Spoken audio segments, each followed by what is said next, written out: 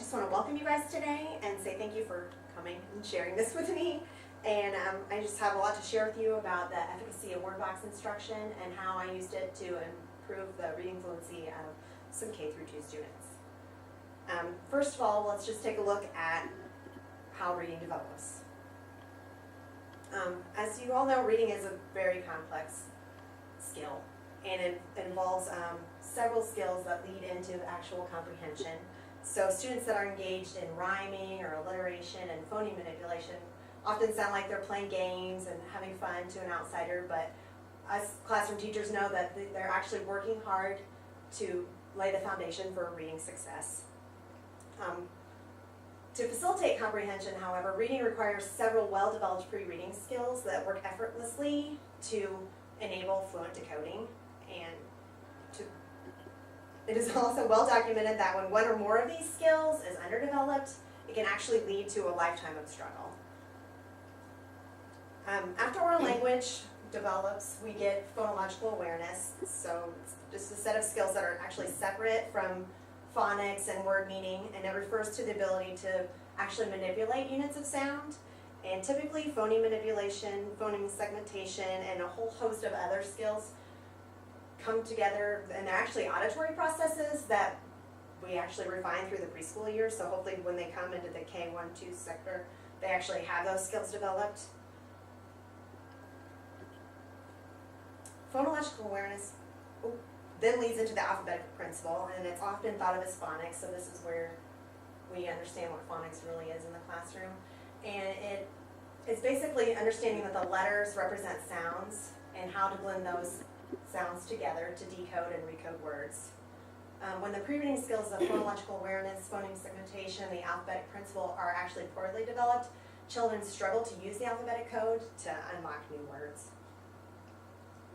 And understandably, a difficulty in utilizing the alphabetic principle with automaticity, so just being able to do it without thinking, often results in difficulties in reading fluency. And then when they labor through words, then they lose the comprehension that really has an effect on them in the later grades. Through RTI, all students are screened with benchmark assessments to discover students whose performance indicates that they need more intensive or additional interventions. And as a result of the use of the curriculum independent measures such as the DIBELS, students struggling to acquire the necessary pre-reading skills in grades K through 2 can be monitored for their early reading development. And therefore, to best meet the needs of those identified by screening assessments as struggling readers, that they need interventions that have been proven successful with similar students like them, so that they too can help prevent future struggles in their reading development. When screening assessments reveal a deficit in the areas of the alphabetic principle, a multimodal intervention has proven effective. By using manipulatives as concrete representations of sounds, students can have an easier time of mentally connecting the letters to the sounds. And one researched intervention that has been proven to be effective for teaching letter-sound correspondences is word boxes. So word box basically is just connected boxes on a sheet of paper that are large enough for the child to slide a marker into to just decode and recode the phonemes of a word. And now I'm going to talk to you about prior research and what I learned about reading interventions. The good news is phonological awareness is teachable. So a 2012 study by Lundberg, Larsman, and Strid focused on the influences that gender and socioeconomic status can have on the acquisition of phonological awareness in preschool students.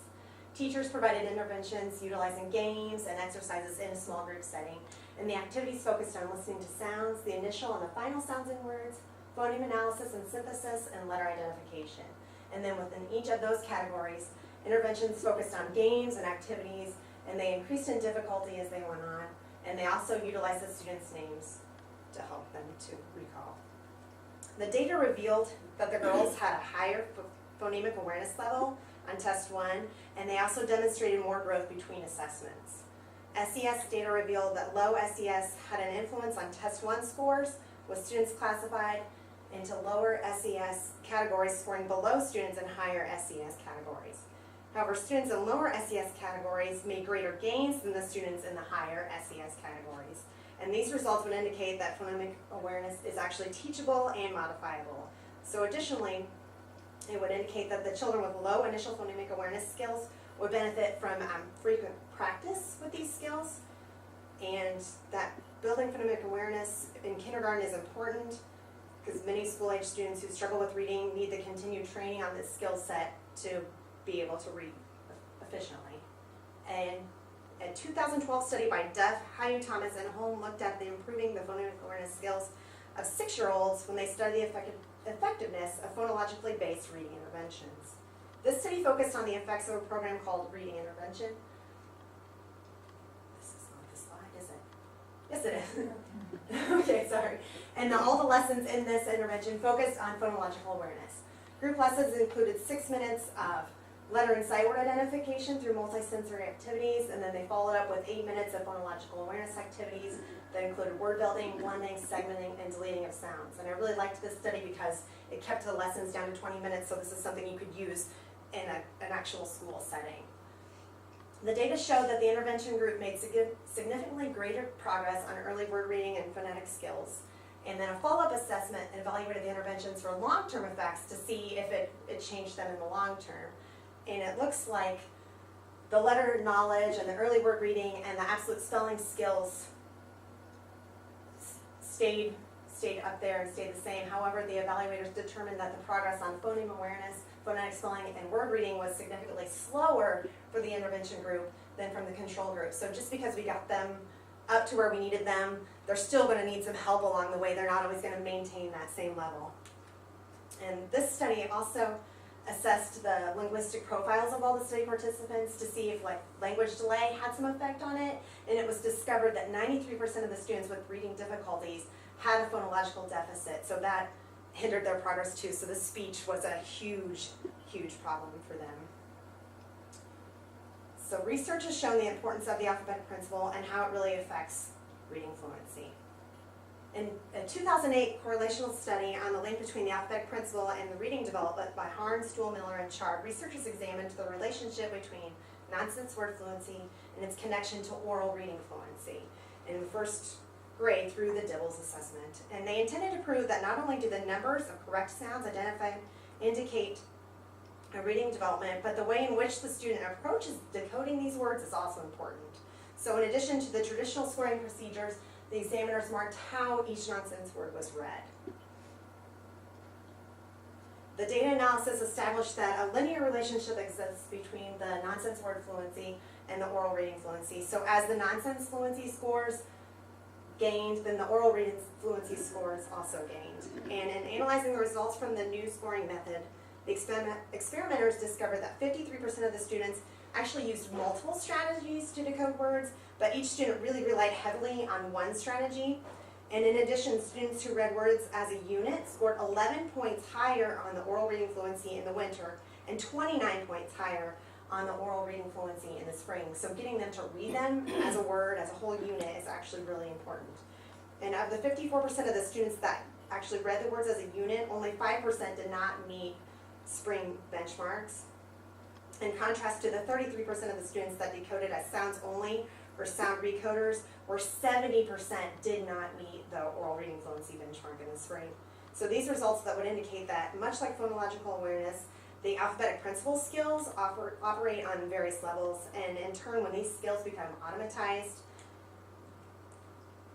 a fluent reader is actually established. And in addition, the information gathered by this new method of scoring can help us to group kids by ability level and provide more individualized instruction for our kids. And finally, one 2015 study by Kesey, Conrad, and Joseph examined the effects that word box instruction would have on promoting phonemic awareness, letter-sound correspondences, and spelling skills of 3 at-risk kindergartners. And the instructor in the study worked individually with kindergarten students in 20-minute sessions. The word box instruction began with segmenting nonsense words orally with counters, moved to segmenting nonsense words with pre-printed letter cards, and then they finally ended with just writing the letters into the boxes to help spell the nonsense words. Treatment continued until they were considered at mastery, which was about 5.5 hours of instructional time. The word box intervention improved the skills of all 3 participants, And more notably, the researchers reported that the students in the study approximated or exceeded the average kindergarten performance as a result of the intervention, moving them out of the at-risk category. And not only did their student performance increase, but their foundational knowledge increased as well, resulting in a deeper understanding and the utilizing of the alphabetic system. And the experimental data from this study warranted replication within a larger sample size and demonstrated a need to utilize word boxes in a small group setting to test its effectiveness as an efficient way to improve word fluency as a Tier 2 intervention. So now I'm going to tell you about what I did with word boxes and further investigation into the effectiveness of a word box. And my study seeks to answer the question, what are the effects of word box interventions on word fluency scores of at-risk students in grades K through 2? This was a quasi-experimental study which provided word box interventions to improve the word fluency of at-risk students at Shiloh Elementary. The experiment was a pre-test, post-test matching only design with the same number of students from each grade level and from the same classrooms in the experimental and control groups. I utilized a convenient sample of 60 students in grades K through 2 here at Shiloh. Students in grades K through 1 were identified at risk of reading failure according to the DIBELS Nonsense Word Fluency subtest of the mid-year benchmark assessment, and then the students identified as at risk in second grade according to the fall DIBELS Nonsense Word Fluency subtest benchmark assessment were selected for the group. Basically, I had to separate it like this because second grade only has the nonsense word fluency the first of the year, and then they don't have it again, so that's the only score I could use for them. And then kindergarten only gets it in the mid-year, so I used the same K1 benchmark assessment for this. Students in the experimental group received word box instruction in grade level small groups of 5 for 20-minute time sessions during non-instructional time, so they didn't miss out on any reading instruction in the classroom. And the control group received just classroom instruction as usual. All group sessions followed the exact same format as I created a PowerPoint presentation for each of the 6 20-minute sessions. The session format followed in this format. We had a review of the letters and sounds that we would use during the session, so we did that as kind of a fun review game. And then we moved into word box work mats for 2-letter words, and then we moved into word box work mats for 3-letter words, and at the very end we just practiced reading the words as a unit from the lesson. At the end of the 2 hours of instruction, I administered the Nonsense Word Fluency Progress Monitoring Form 2 to all 60 participants following the DIBELS recommendations. And then I again recorded the predominant method of decoding for all the participants. I calculated the mean, the median, and the standard deviation for the participants' DIBELS Nonsense Word Fluency scores to determine their growth. And this is what I learned about word boxes. So at the end of the study, after I applied the inferential statistics to determine the statistical significance, I calculated a t-test, and the results are here in this table. Analysis focused on the pre-test, post-test, and the amount of growth for all groups. And since the purpose of the experiment was to significantly increase the word fluency of the at-risk students in grades K through 2, a t-test for means was used to compare the data. As shown in the table, after the initial analysis of the pre-test data, the control group and the experimental group started on a pretty level playing field. And then there was no statistical significance between the 2 scores there. And then I determined after the post-test that there was a slight increase here, so the control increased to 47 and the experimental increased to 60, which was almost statistically significant, so it was really close. But if you look at just the amount of growth seen in these 2, the control grew by 9 sounds and the experimental grew by 22, which is actually statistically significant. So I was pretty pleased with that. So these results would reveal that the word box interventions provided in small groups and students in grades K through 2 could significantly improve student growth and word reading fluency. And then after looking at the way the students chose to decode words, so here on the pretest, here's the control group and here's the experimental group, and these are the ways that they chose to decode the nonsense words. So during the pretest and the post-test, I noted how they were decoding, and the choices were onset and rhyme, sound, recode, and then just as a whole word. And if they didn't use any one of those methods, I just recorded it as NA. So that first pie chart here shows you that the pretest revealed the preferred method for decoding for the control group was whole word reading at 37%. And then the experimental, it shows that most of those kiddos, at 43%, preferred the sound recode method. So they weren't quite ready to just read them as a whole word. After the word box intervention, the control group pretty much was divided evenly into 3 sections here, and whole word reading remained the predominant method of decoding there at 37%, while the experimental group changed from predominantly reading as a sound recode to reading more as a whole word. My study results support the experimental hypothesis that after receiving word box interventions, the experimental group will demonstrate significant growth in comparison to the whole group. This would imply that word box instruction is a viable tool for at-risk students in grades K through 2 in helping to build word reading fluency when utilized in a small group setting. However, since Shiloh Elementary is such a small school, the sample from each grade level was too small to determine the effects at each grade level. So future research should be conducted with a larger sample at each grade level to determine the effectiveness of word box instruction interventions at each grade level specifically.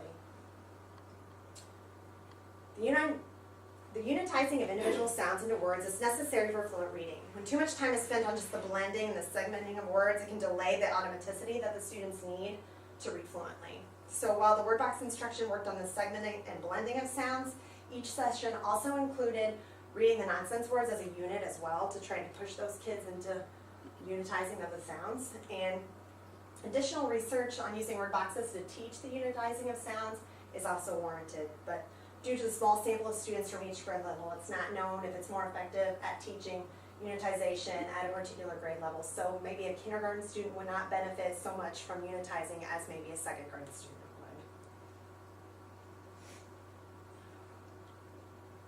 would. Although future research is needed to determine the effectiveness of word boxes at specific grade levels, it should be noted that it is a viable Tier 2 small group instructional method that can help students at risk of reading failure in grades K through 2. And these results can generalize to students identified as at risk by the DIBELS Nonsense Word Fluency Benchmark in K through 2 and other small rural schools such as Shiloh. And that word box interventions are a viable instructional method that build on a student's letter sound knowledge as it develops automaticity. Progress monitoring is actually key to determine the effects of individual students so that we don't waste their time on something that's ineffective to them. So just because it works with one student, it may not work with another, and we need to monitor their progress to make sure we're not wasting their time and ours. And that's it. So does anybody have any questions?